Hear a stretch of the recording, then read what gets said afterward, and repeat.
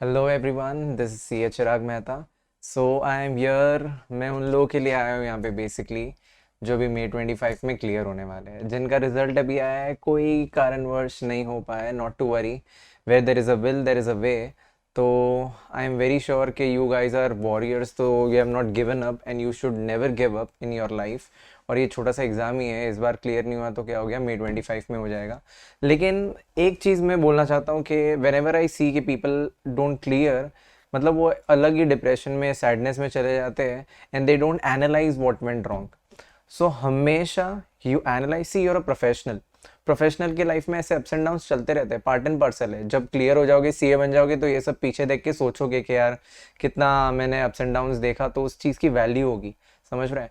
तो basically this is no time to cry, okay, and this is no time to get sad. This is time to analyze what went wrong। और उसके लिए मैं आया हूँ basically यहाँ पे, बिकॉज मेरे को बहुत लोग मैसेजेस कॉल सब आ रहे हैं कि व्हाट टू डू नेक्स्ट। सबसे पहले जो इंसान को करना चाहिए यहाँ पे, जो लोग कोई रीज़न से क्लियर नहीं हो पाए, instead of being sad, you should now apply for your verification, certified copies और इंस्पेक्शन। ये मैंने देखा है कि बहुत से लोग करते ही नहीं है, दे don't analyse what went wrong, बस ऐसे ही सोच के बैठ जाते हैं कि हाँ यार अभी मैं नहीं क्लियर हुआ तो नहीं किया होगा अच्छे से, या पता नहीं क्या, और बाद में उसी वे से प्रिपरेशन करना शुरू कर देते हैं, उसी गलत तरीके से जिस गलत तरीके से पहले किया था। और ऐसे लोगों को 3 4 5 अटेम्प्ट हो जाते हैं और बाद में लोगों को समझ में ही नहीं आता है what went wrong. Why? Because they never analysed what went wrong. So first you need to sit down, थोड़ा calm yourself, and you सब the first thing you should do is apply for your certified copies. अब इसमें 3 option रहते हैं basically, मतलब ये बहुत लोगों को डाउट्स रहता है तो मैं फटाफट क्लियर कर देता हूँ। वेरिफिकेशन में टोटलिंग एरर या कोई आंसर चेक नहीं हुआ है वो मालूम पड़ता है। मतलब अगर मान लो कोई एक पेज है, तुम्हारा आंसर चेक नहीं हुआ, उसको मार्क्स अवॉर्ड नहीं किए, या फिर उसका टोटल काउंट नहीं हुआ, तो वो करके आ जाएगा। ठीक है, पर तुमको कॉपीज घर पे नहीं आएगा। ठीक है, लेकिन अगर तुमको कॉपीज चाहिए तो you apply for certified copies. Certified copies के लिए अप्लाई करोगे तो तुमको मेल में कॉपीज आ जाएगा, और जितना जल्दी, विंडो ओपन हो गया है आज से ही, ठीक है, 5 मार्च से ओपन हो गया है, तो जितना जल्दी अप्लाई करोगे उतना जल्दी पेपर हाथ में आएगा, मेल के थ्रू आ जाएगा। मैं इसका एक वीडियो भी अलग से बता दूंगा, और else you can watch it over YouTube, बहुत से लोगों ने कर रखा है वो। ठीक है, तो just you have to type apply for certified copies ऐसा। ठीक है, so certified copies directly mail पे आएगी। इंस्पेक्शन मतलब आईसीआई जाके इंस्पेक्ट, अभी इतना कौन किसी के पास टाइम है कि वो कॉपी मंगवाएंगे वहाँ पे और आप जाके इंस्पेक्ट करोगे।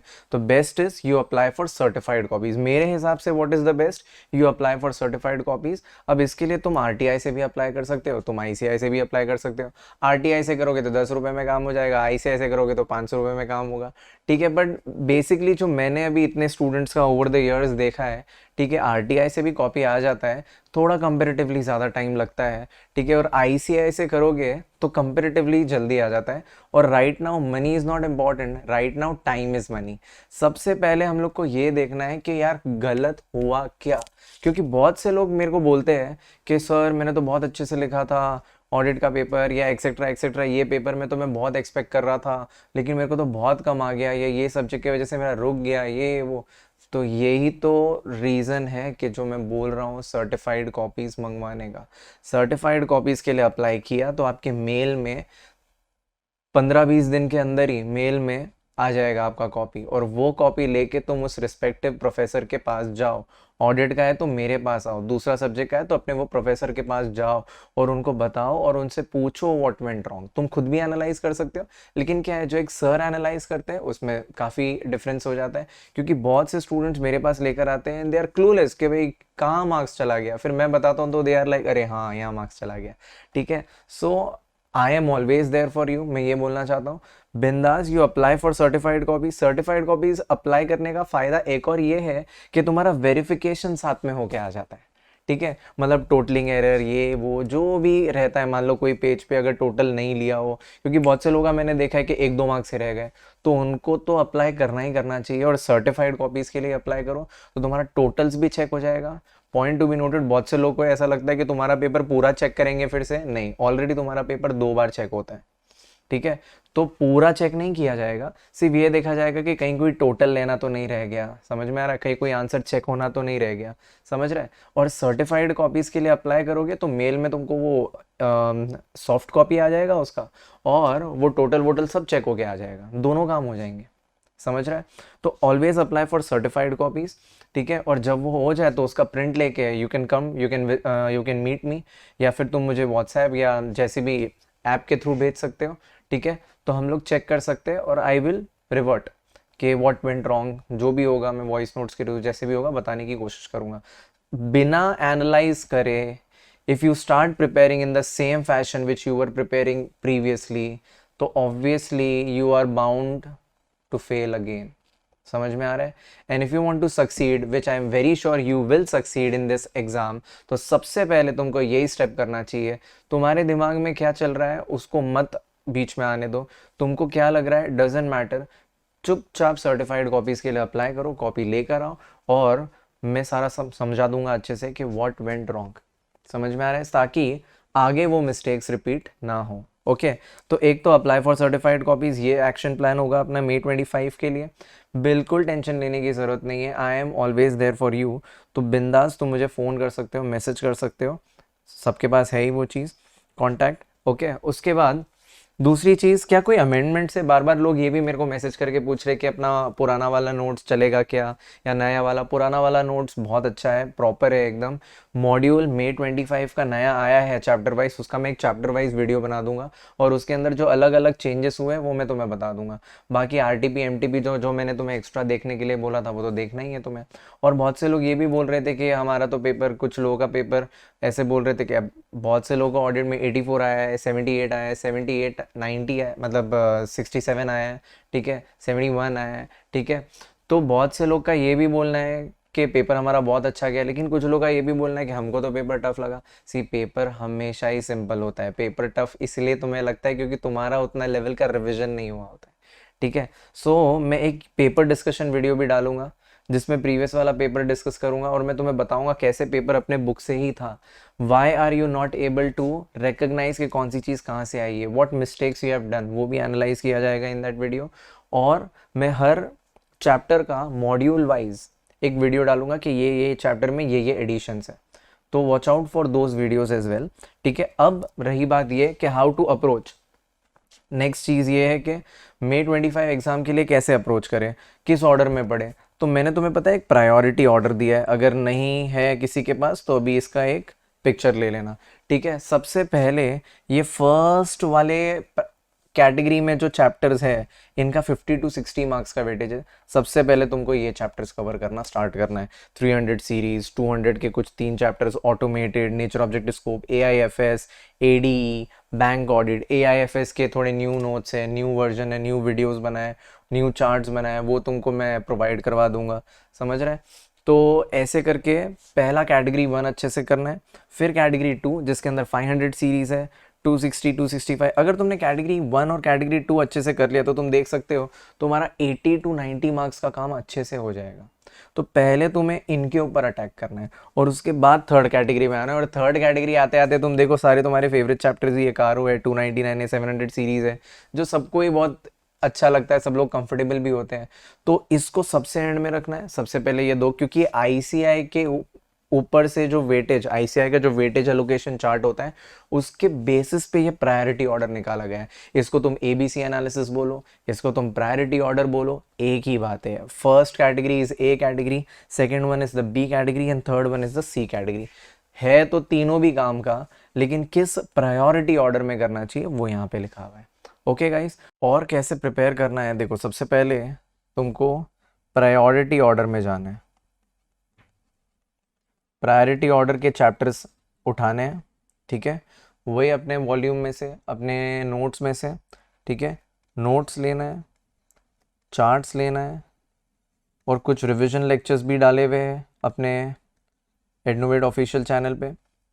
वो लेक्चर्स तुम साथ साथ में दे सकते हो, तुम्हारे पास ऐप एक्सेस भी है तो तुम वो वीडियो जो रेगुलर में लिए थे वो 2x की स्पीड पे देख सकते हो, ठीक है। तो वहाँ भी तुमको कोई पर्टिकुलर आंसर नहीं क्लिक हो रहा है तो तुम वहाँ जाके वो वीडियो पर्टिकुलर एक्सेस करके याद कर सकते हो, समझ सकते हो। याद है ना, हमने कॉन्सेप्चुअल क्लैरिटी पे भी फोकस किया है, हमने मेमोराइज करने पे भी फोकस किया है, सारे ट्रिक्स एंड टिप्स है तुम्हारे पास। बिंदास, कहीं पे भी रुकना नहीं है गाइस। बेसिकली अगर कोई भी चैप्टर में, कोई भी आंसर में तुमको ऐसा लग रहा है कि यार ये तो मेरे को क्लिक ही नहीं हो रहा है, तो उसको लेके पूरा दिन नहीं बैठना है, ठीक है। वीडियो एक्सेस लेना है, उसको पूरा अच्छे से देखना है, 2x की स्पीड में फटाफट फटाफट फटाफट। या उसके रिवीजन वीडियोस भी है इनोवेट ऑफिशियल लाइव टैब पे, अलग अलग प्लेलिस्ट भी बना रखी है, ठीक है। तो वो जाके देखना है अच्छे से, and you are sorted guys, ठीक है। तो notes plus charts plus revision, ठीक है। तो वो तुमको अच्छे से करना है, उस फ्लो में ही जाना है जो प्रायोरिटी ऑर्डर डाल रखा है, ठीक है। तीसरा, क्या कोई एग्जाम पेपर सॉल्व करना है? मैंने 50 मार्क्स का एक पेपर डाल रखा है मैंने नए, और 100 मार्क्स के 2 और पेपर डाल रखे हैं। अगर तुमने राइटिंग प्रैक्टिस नहीं की है गाइस, एक और रीज़न जिसकी वजह से people are not able to clear is writing practice. अगर तुम 2 पेपर लिख लोगे तो भी काफ़ी अच्छी राइटिंग प्रैक्टिस होगी। कुछ आंसर्स मुझसे है, बहुत एक ये भी रीज़न होता है कि कभी बहुत से लोगों ने आंसर्स मेरे पास कभी चेक करवाए ही नहीं होते हैं। जितने लोग भी अभी क्लियर हुए हैं, सब लोगों ने आंसर्स मेरे पास चेक करवाए हैं, सब लोगों ने टेस्ट पेपर लिखे हैं, टेस्ट पेपर भी नहीं तो कुछ आंसर्स का राइटिंग प्रैक्टिस किया हुआ है। गाइस अगर तुमने राइटिंग प्रैक्टिस नहीं किया हुआ है तो थोड़ा डिफिकल्ट हो जाता है गाइस, ठीक है। और दूसरा, बहुत से लोग ये बात समझ ही नहीं पाते हैं कि आंसर याद करना ज़रूरी है। कॉन्सेप्चुअल क्लैरिटी के साथ साथ आंसर मेमोराइज भी करना है, उसके लिए हमारे पास हमने चार्ट्स कर रखे हैं, मेमोरी टेक्निक्स हैं, सब कुछ बहुत मस्ती मजाक करके हम लोग ने वो चीज़ें याद की थी। पर again I tell you, parallel revision नहीं किया होगा तो तुम्हें आज ये दिक्कत फेस करनी पड़ रही है, क्योंकि जिन लोगों ने पैरेलल रिविजन्स किए थे वो आज क्लियर हो चुके हैं, और तुम लोग भी। बट अगेन, अब ठीक है, उदास होने वाली कोई बात नहीं है। तुम you can again buckle up, ठीक है। जो चीज़ तुम पहले नहीं कर पाए वो तुम अब कर लो, तो तुम्हें May 25 में you are short going to clear guys. तो बेसिकली प्रायोरिटी ऑर्डर के फ्लो में जाना है, नोट्स चार्ट्स ये सब रखते रखते फटाफट फटाफट रिवाइज करना है उसी फ्लो में, थोड़ा थोड़ा बीच बीच में if you want to do writing practices. एक दो पेपर जब तुम्हें लग जाए कि हाँ पूरा सिलेबस, 2-3 रिवीजन करने का टारगेट एकदम अच्छे से रखना है। जैसे तुमको लग जाए कि एक दो बार मेरा अच्छे से याद करके हो जाए, थोड़ा कॉन्फिडेंस आ जाए, तो स्टार्ट सॉल्विंग पेपर। एक पेपर तो लिख देना अगर 2 पेपर नहीं लिख पाओ तो। और जब तुम सर्टिफाइड कॉपीज लेकर आओगे और जब तुम अपनी मिस्टेक्स एनालाइज कर लोगे, उस मिस्टेक्स पे भी वर्क करना है। बहुत से लोग मेरे को बोलते हैं कि क्वेश्चन पढ़ के क्लिक नहीं हुआ, तो ये चीज का तो आंसर मैंने कितनी बार दे रखा है कि क्वेश्चन पढ़ो और उसमें से कीवर्ड्स उठाओ कि वो कौन से चैप्टर से होगा। याद है चैप्टर के एंड में हमने हर चैप्टर में कीवर्ड्स डाल रखे हैं। छोटी छोटी बातों में गाइस, समझ में आ रहा है, छोटी छोटी बातों में सक्सेस छुपा है गाइस। जो मैंने छोटी छोटी बातें क्लासेस में बोली, अगर तुमने ध्यान से सुनी है तो यार शॉर्ट गोइंग टू क्लियर।